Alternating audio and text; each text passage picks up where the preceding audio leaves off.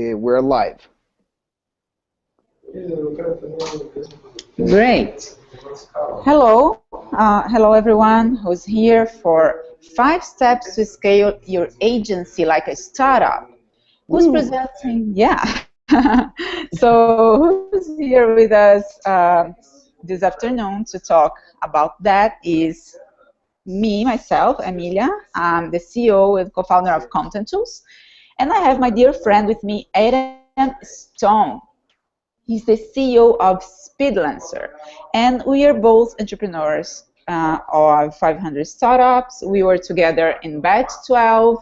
And what we have in common is a deep passion about scaling a difficult business to scale. Adam, for instance, has a marketplace that's not easy to handle. Marketplace, I know that, right, Adam?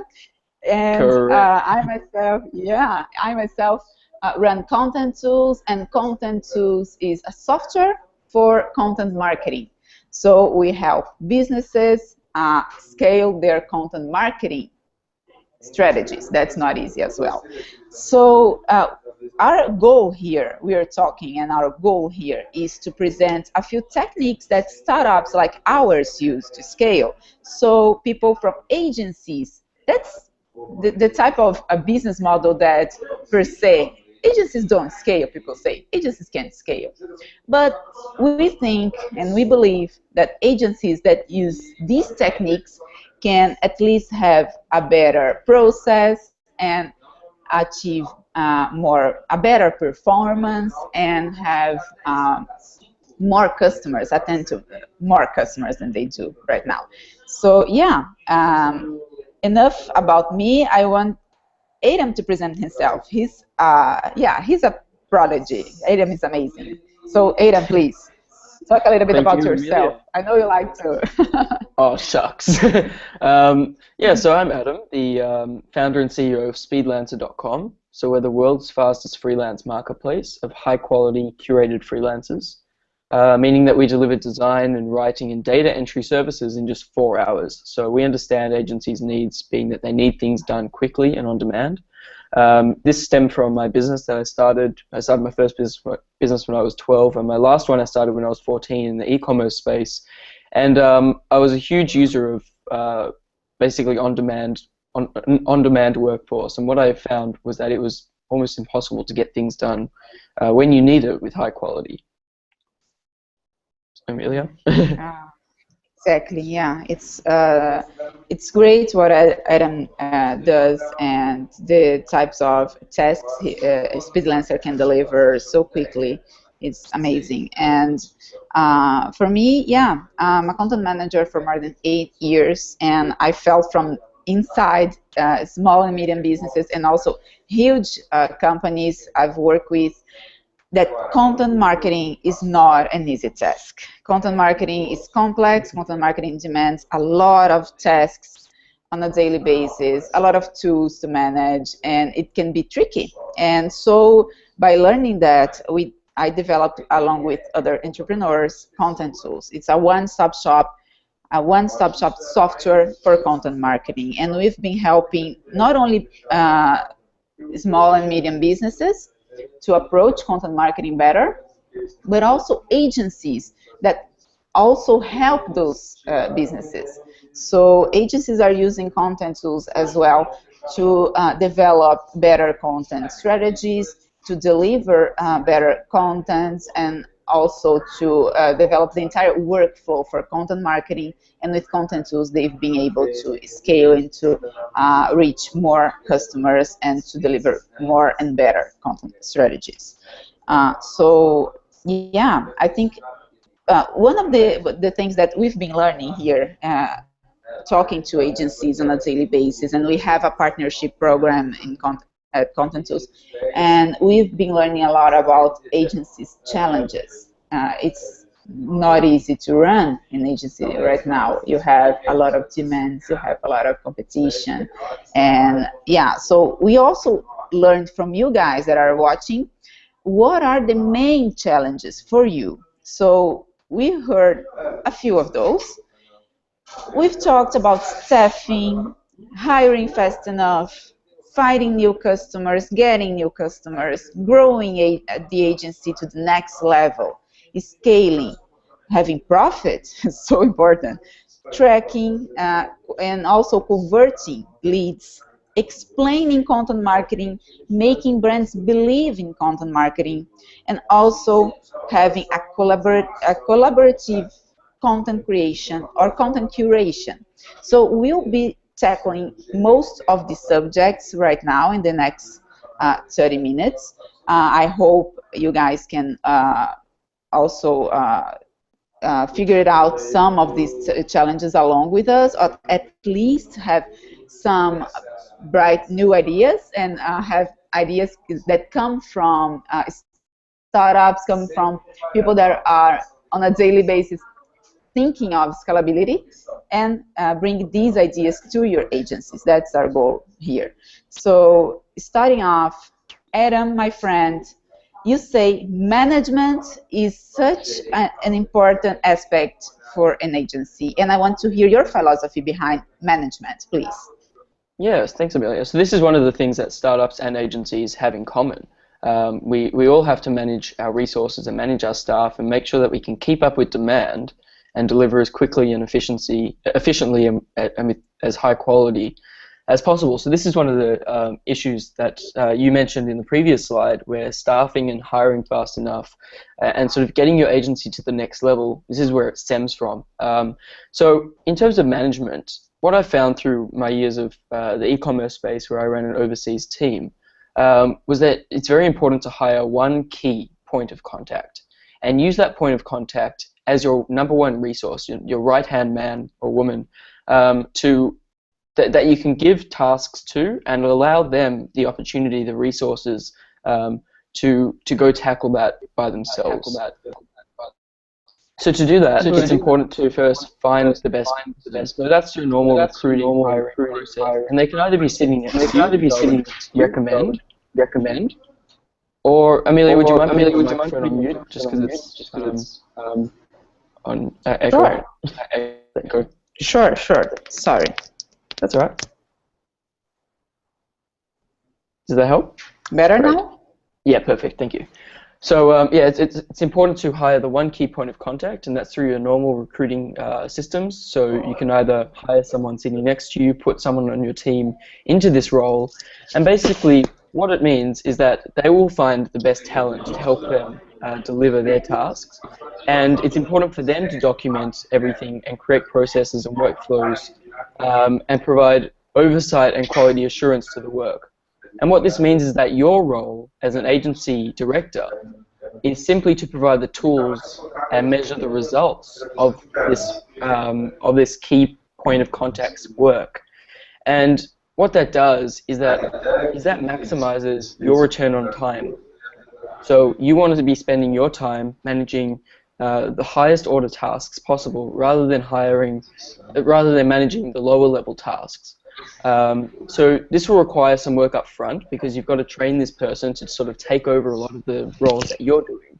But whether it's your creative director, or you might have different managers in place, it's all about giving them the resources to help them fulfill their job, rather than you having to do the high order tasks. So the next slide is about documenting everything, and this is sort of one hack. This is one hack to sort of getting your agency to that next stage, where you get your right-hand point of contact to not only start doing a lot of the things that you're doing, but making sure that they document all these things, so that then they can hand it off to someone else. And that's all about creating an agency that's super scalable, because you've got techniques, you've got documents there that allow you to scale on demand. That's great, Adam, and we think about that a lot from a content marketing point of view as well. It's not only documenting the internal processes, I think, but also documenting the goals of each one of your customers, the briefings, the guidelines for the customers, and having also that part documented, because agencies are so good at doing this. at Yeah, I love that. documenting their customers' processes. And when it comes to internal processes, sometimes we see that it lacks, right? Absolutely. You're 100% right. I like that. So you can use documentation for internal processes, but also external processes. And yeah, that's a very good point. You can use it for your customers' processes, and then maybe even do content campaigns around that because they understand their customers' needs as well. Yeah, in fact, there's a research from Content Marketing Institute, and many of you here have been around the same research maybe. And one question that they year after year that they make this question, and I find it so important and so interesting. They ask, is your company, and the company can be an agency and can also be a small or a medium or a large business. So they ask, is your company documenting its content strategy? And most people either say no or I don't know. So the majority say I don't know and no. And 46%, the last time they did this question, 46% of the marketing analysts said, yes, we do document the strategy, our content strategy. And documenting means knowing exactly what the goal is, knowing exactly what the persona we're targeting is, what are the metrics we're following, and et cetera, et cetera. And look how interesting. When they ask, are you satisfied with your content marketing results? From those people that say, no, we don't document, only 26% say we are satisfied. That's funny, right? Because when they ask the same question, the group that says, yes, we do document our strategy, 47% of them are satisfied about the results. And to me, how I interpret this data, it's not about the documenting will bring the results. It's about the perception of the success. When you document, you can look at what you documented, what you're trying to reach, and you say, yes, I've reached it, or no, I'm far from that. And when you don't, it's easy to say, yeah, I'm not that satisfied, but you actually don't know if you should be or not. So it's a huge question mark when you don't document stuff. And this is just an example, you know. This is a huge question mark for your content strategy and for the perception of results. Imagine if it's your customer and you are not documenting your strategy for him or for her or for this company. Look how difficult it will be for this customer to perceive success afterwards. When you deliver, and sometimes we deliver activities instead of delivering success, right? And when we do document and we do know what results, where we are going, it's easier to say, yes, I achieved it, yes, I arrived there. So yeah, this is just an example. And the second challenge and the second hack we learned from startups, and agencies can take this example from startups as well, is the workflows. By documenting, once you have everything documented, you can start setting workflows, setting processes for this documentation. So setting the process, the step-by-step of every aspect of any project that you will work on, any delivery you are working on, setting the roles within your team, and also setting the roles within a larger team when you involve your customers. And there's a difference between some agencies here. I've learned that some agencies will involve the customer within the workflow, for an example, for approval standing point. So for the approval part, some agencies will not only allow, but will invite the customer to do the approving of step-by-step tasks, sometimes major parts of the project, sometimes even any piece of content, for instance, that will be delivered, or any campaign that will be used. And there are other agencies that don't do that.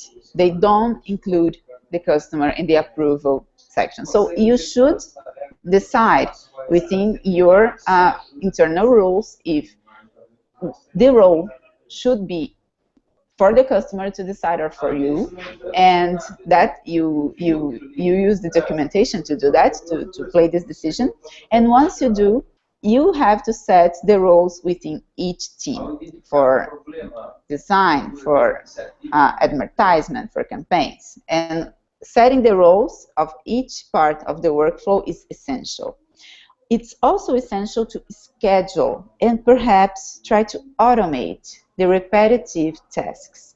And I think for Adam can also bring something here for us, because at SpeedLancer you do have repetitive tasks being delivered, right? Adam, agencies have demands that have to be delivered in 4 hours or less, and they learn that they have many demands like that. It's not, maybe sometimes they think, oh, it's just this once, and they discover that they have many other tasks on the road, right?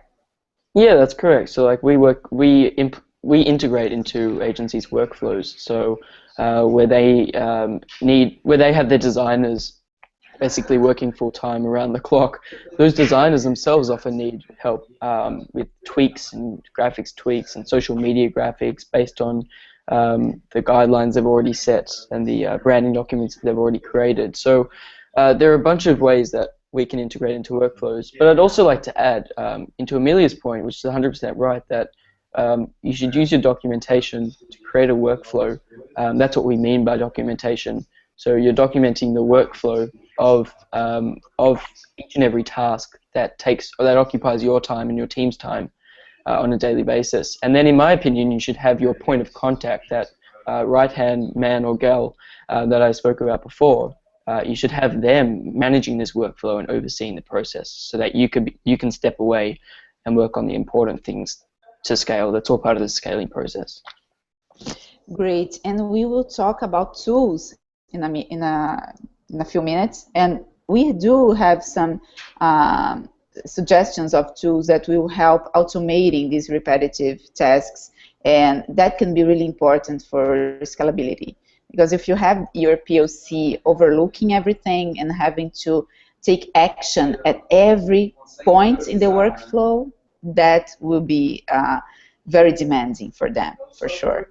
But if you can automate these tasks, absolutely. Let me give you an example. For a content marketing point of view, for a content marketing workflow, you do have a lot of, sometimes you use emails to communicate with your writers and editor, and also sometimes with your customer to deliver some approving points. And it can get messy when you have different versions of the same content. But by automating this workflow, you can set the points where each content comes from the editor to the writer for proofreading, back to the editor, and then to the customer to final approval. Things like that will make your workflow actually work better and be leaner, and it will save time both from your POC and for yourself. And I love the example of using content marketing as a way, basically content as an example of how you can document workflows, given your experience with that as well. So that's awesome.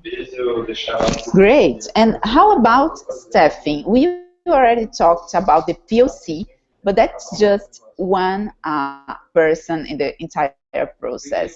Agencies demand a lot of people to make things work, right? And they have like complex teams and creative teams and people that are in charge of delivering these campaigns to their customers, and they have a lot of ways to scale staff right now. They have many options, but which option should they choose, Adam? Yeah, thanks, Emilia. So when we say staffing, I'm actually referring to staffing, help, and basically empowering that point of contact. So I'm going to stress again, you should have that point of contact managing all of this to take you away from that process, and empowering them to help you fulfill your workflows and processes. So as part of that, it's important to make sure they have all the resources. You mentioned themselves that it's going to be overwhelming for them to have to manage everything. So it's important that they have the resources and their team has the resources to basically fulfill all these workflows that you've set up for them. So an example of that is Upwork. They've just renamed from Odesk and Elance. So they're a fantastic way of finding full-time or fixed price freelancers online, and same with freelancer.com. So these guys are great. I was in the top 10% of Odesk users a few years ago in Australia, and I'm a massive power user of them. And they're fantastic, as I said, for the big hourly tasks. So you can use them for even web development these days. So whether creative or non-creative work or just admin assistance, I would highly recommend that every agency use them in some way, shape, or form to help you basically increase capacity and allow your agency to scale. So these things should be well integrated into your workflows. And then there's Fiverr.com, which is great for small $5 tasks. So if you need someone to edit your podcast or do a quick voiceover effect or maybe even edit a video, you can use them. I mean, they take about a week to deliver, but they're $5, so you can't really go wrong at all. So they're a fantastic resource as well that every agency should be using. Then obviously Speedlancer, I'll put in a bit of a shameless plug, but we created this because of the problems that I saw in the staffing space. So I used to give my point of contact certain tasks and I'd create a workflow, but I had no staffing solution that would really integrate into the workflows. So what we do is we create a sustainable, predictable way of staffing where you tell us what you want and it's done within the 4 hours. So as I said, design and writing and data entry, and then smaller tasks. So you need a blog post written or a logo or a banner designed or a social media graphic by top freelancers. So we curate all the freelancers. The other platforms are great if you need hourly employees. So I strongly believe that you can use all of these platforms together. And let us know if you think of any other ones as well. Great. So the main difference between having your own group of freelancers, and we have some agencies that work with us, Adam, and they do have already their own pool of freelancers, and using one of these other platforms or Fiverr or Speedlancer, what is the main difference for them? I mean, yeah, that's a fantastic question. So that's I mean, from what I've heard from them, when you have to set up a pool of freelancers, it can be really tricky in the cloud. Yeah, absolutely. So basically, in my last business, I used to have a pool of my own freelancers that I'd curated myself, and I had them all in Skype, and then I could see which ones were online and which ones were offline, and when I needed something done, I'd essentially created my own mini Speedlancer experience where I had my own curated pool that I trusted, and basically I could ping any of those at any time when I needed them.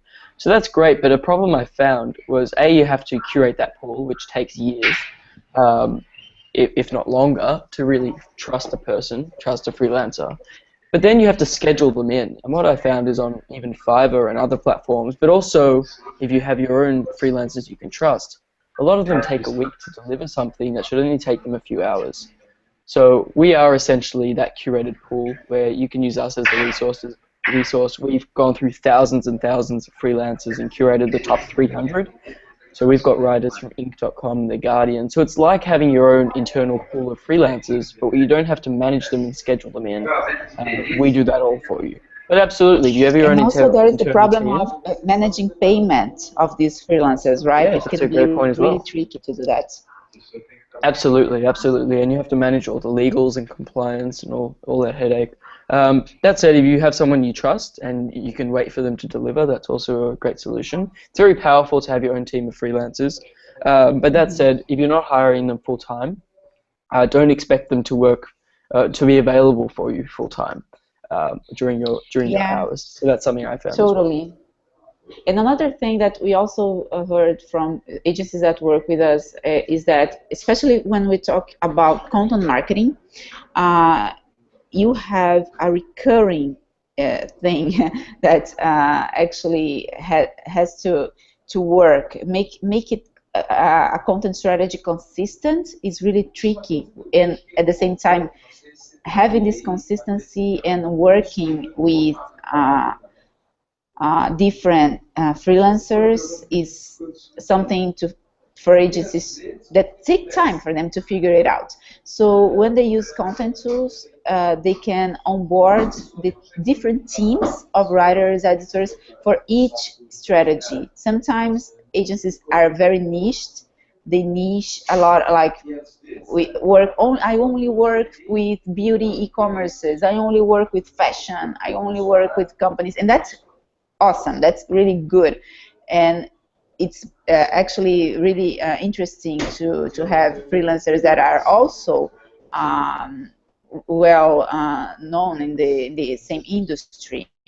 So, but that's not every time. It can be tricky when you have an agency that has different customers in different industries. So for those agencies with content tools, they can onboard different teams for each strategy. And that way they can even prospect customers in industries they wouldn't otherwise. So that's another thing, tricky thing about developing your own database of freelancers. You have to be very broad if you have a broader customer base. And Adam, how about when you talk about freelancers, we do have to talk also about quality assurance. I mean, but also with your internal team, right? You have quality assurance demands, and how to scale that. That can be tricky as well. Yeah, so as with everything, I'd start by doing quality assurance yourself. So basically, it's very important to not only oversee the point of contact, but make sure that you oversee that they're able to handle the capacity that you're throwing at them, and make sure that they're equipped with the right resources.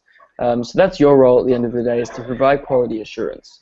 And but eventually, you can start allowing your point of contact to take some of this quality assurance themselves, this responsibility of quality assurance. And in that way, your point of contact's role should largely be about quality assurance and delegation, especially as you scale. So that's one way to scale scale quality assurance, is by actually delegating that as a workflow, as a process, as we've discussed earlier. But that said, in the beginning, it's important that you obviously do quality assurance as you normally do. You know best for your business. It's important to look through, make sure that, as I said, they're equipped with the right resources, and basically solve problems as you grow, as you scale. And then you'll find that some of these processes become quite repetitive, in which case they should be documented and again given to your point of contact. Great.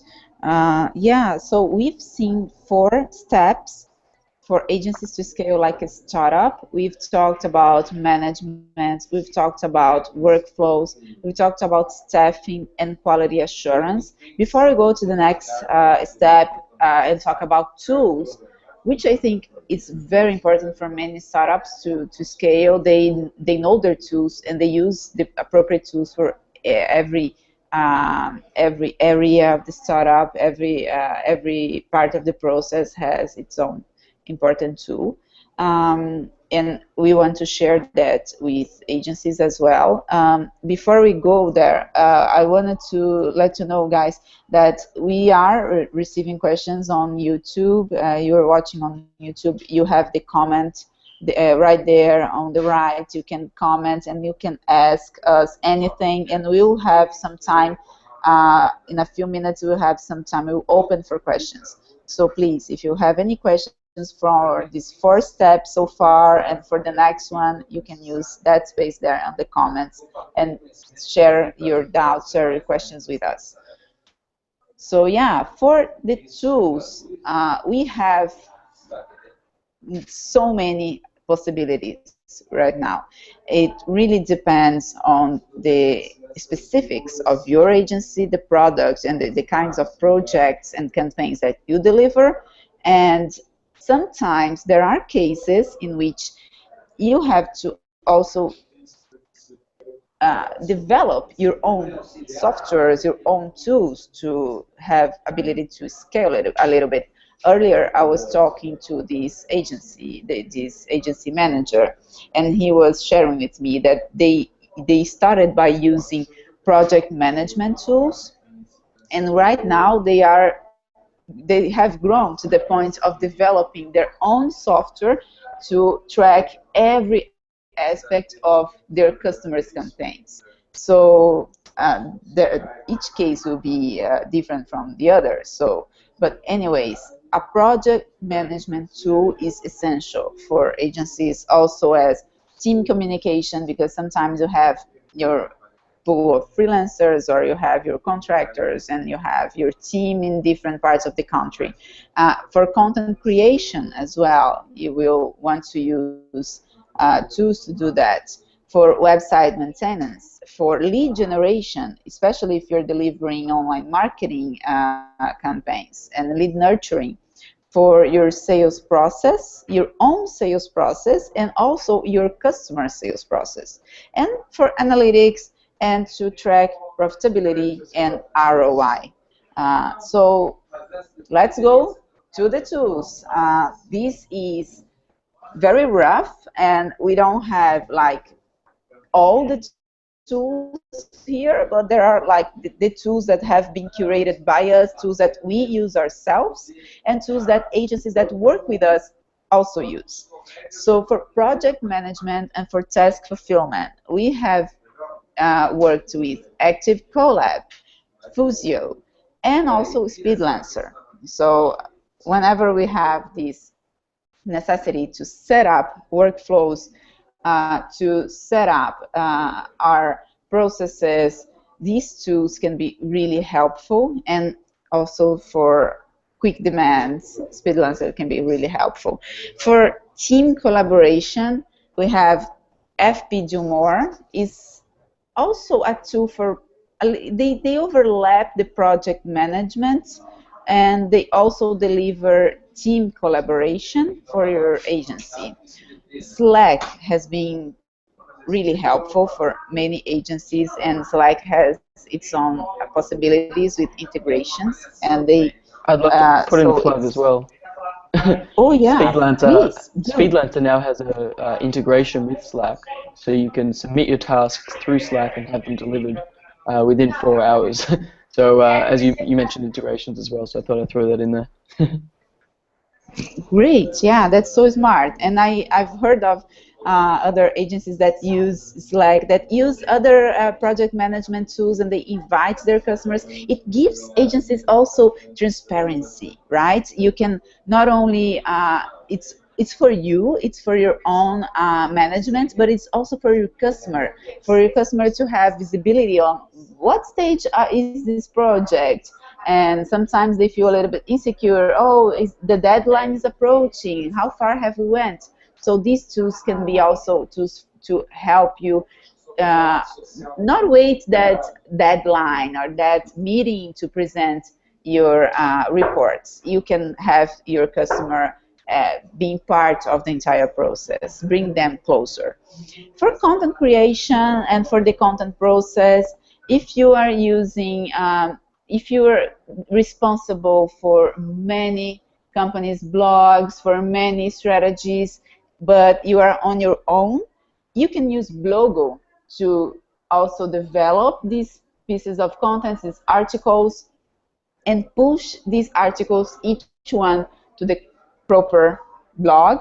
And Blogo is so easy to use. It integrates with WordPress, it integrates with, they are building a Tumblr integration right now as well. So yeah, you guys, I have a party going on, a birthday party next to me, so it's a happy day here. So maybe you hear some noise right now. And also, before I go on, and let me talk about Blogo a little bit more. So Blogo really helps that content editor to deliver and to publish content into several blogs at the same time. But in some cases, you're not on your own. You have more people participating of the content creation process, either writers, editors, a designer for an ebook, for instance, or infographics, or you have a webinar, and you have your customer to approve at some point. You have your some engineer to provide ideas for new topics. You have your SEO manager to also provide the final edition of each content. So with content tools, you can onboard all these people, you can set up the workflows for them to work together, and you can have different workflows for each strategy that you work on.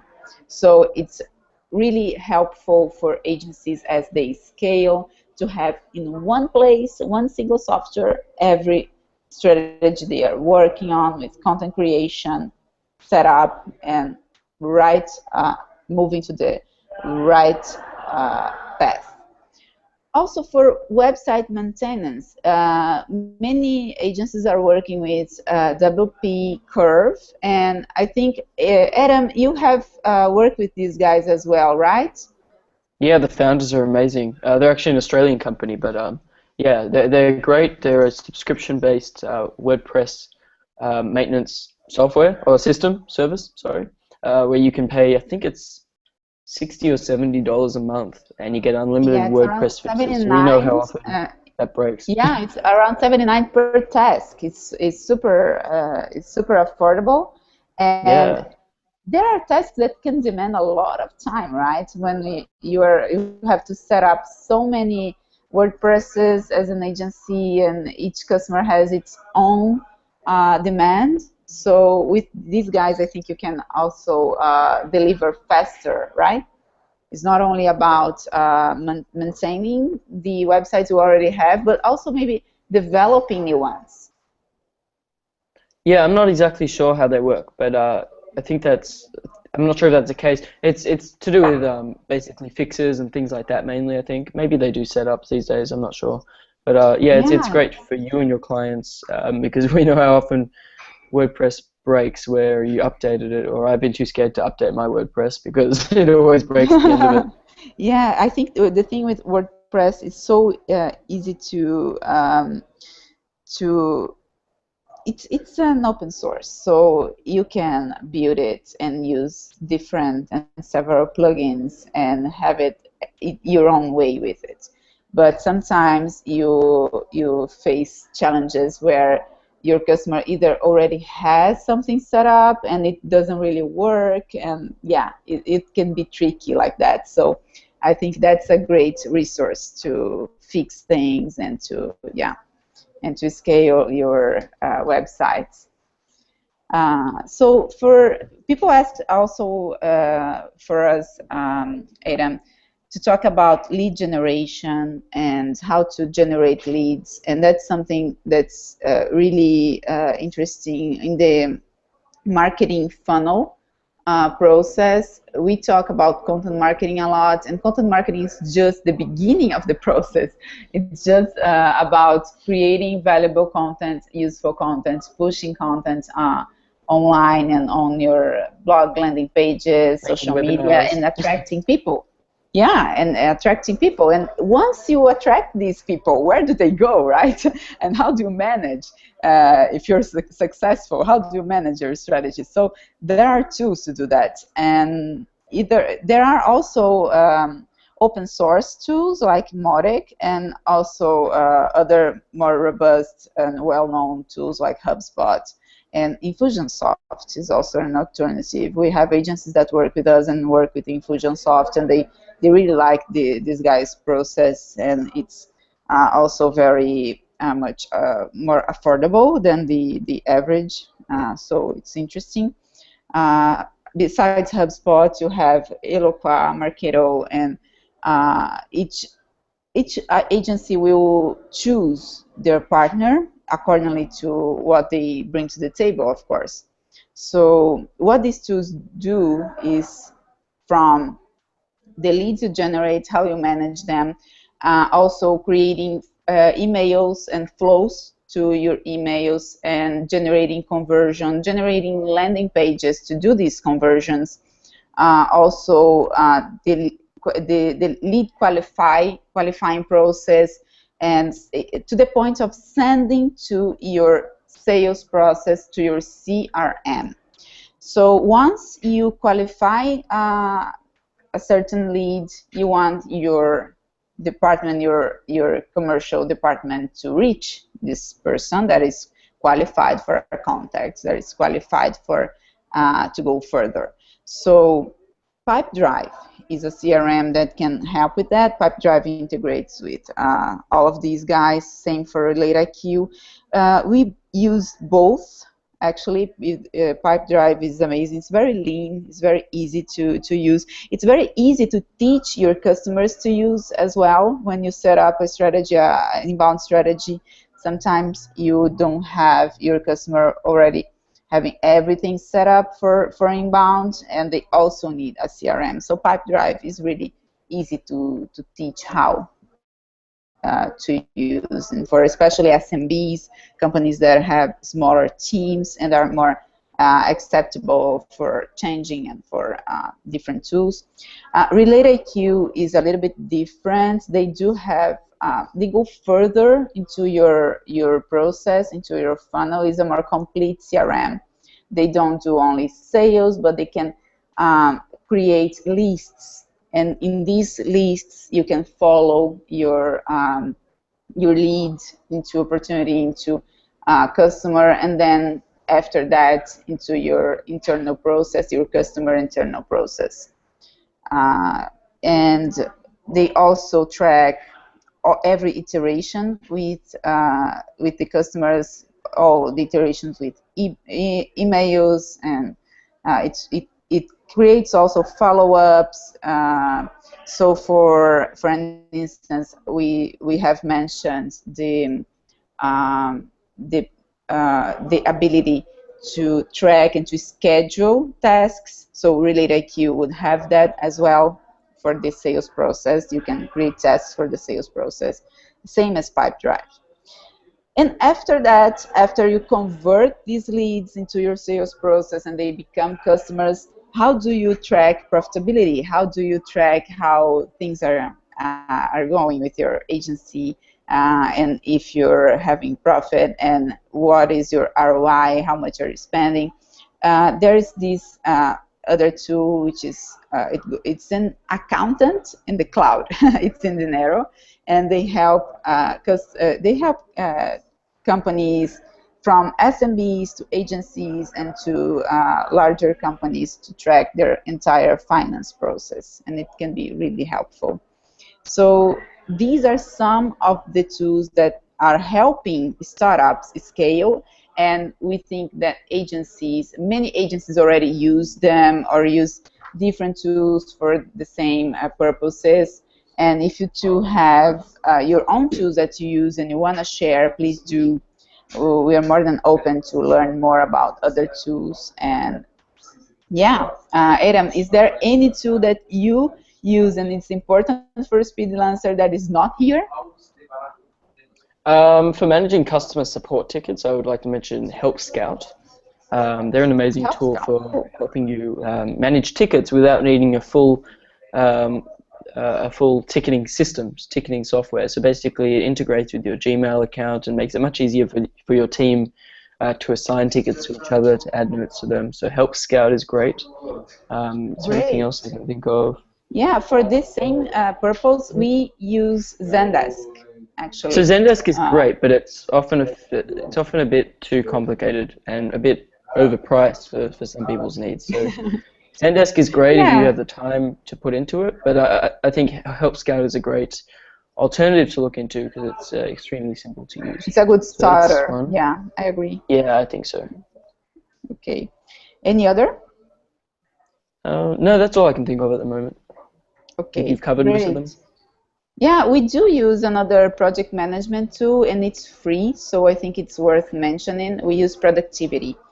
And with Productivity, we can have all the tasks there, and you can create groups. And in your different groups, you can onboard your teams, different teams, and work together and create tasks for each other. It's very horizontal, so I think it can, for some cases, for some process, it can also be helpful. So we are reaching It's also a great idea to look at Product Hunt to find new tools, the hottest tools that are just coming out, because it's always helpful to be on the ahead of the game. So producthunt.com. producthunt.com. Great, great, Adam. Yeah. Uh, so yeah, we're reaching the end of our webinar. I really hope it was helpful for you guys, and we are very glad that you are here with us. If you have any additional questions, we are Emilia at contenttools.com. Adam, can you share your email as well? Yeah, mine is adam@speedlancer.com. Feel free to send me your workflows as well. I'm happy to help look through them, and let us know how you're tracking, and we'll do our best to help as best as we can. Yeah, sure. So yeah, we have some bonus hacks here actually. It's a surprise, and I hope to be really fast here. Yeah. So here they are. So some bonus tracks, some things that we've learned during 500 startup program, and also other tips that we learn from ourselves. And one thing that I also I see from agencies that work with us, and they are very successful. They build their own demand generation tools. They build their own demand generation machines. I mean, they eat their own dog food, Adam. It's really interesting to observe this. Agencies sometimes can do an amazing job for their customers, and they deliver ROI, and they deliver performance, and they don't do the same first for themselves. And it can be very tricky to acquire new customers, because you have to stop the process you have going on, and you have to reach people, and have to talk to a lot of people, and you go like after your customers in the old way, knocking on doors. So that's not very, productive. But if you do the same as you do for your customer, if you do, for an instance, your inbound marketing strategy in some cases, or your own AdWords and Facebook ads campaigns, and you target your audience, maybe that way, using what you are best at, you can build your own demand generation machine for your agency. So that's one bonus hack. Another one, I already said that, but I think it's very much worth it to repeat myself. Project management is a necessity, you guys. I think you don't have space anymore for any company or agency that doesn't use a good project management tool, that use a good process to for the entire workflow, from the onboarding, from the presentation part, for the delivery part, and that doesn't show results to their customers. So project management is a necessity for you to save time, to be more to perform better. So yeah.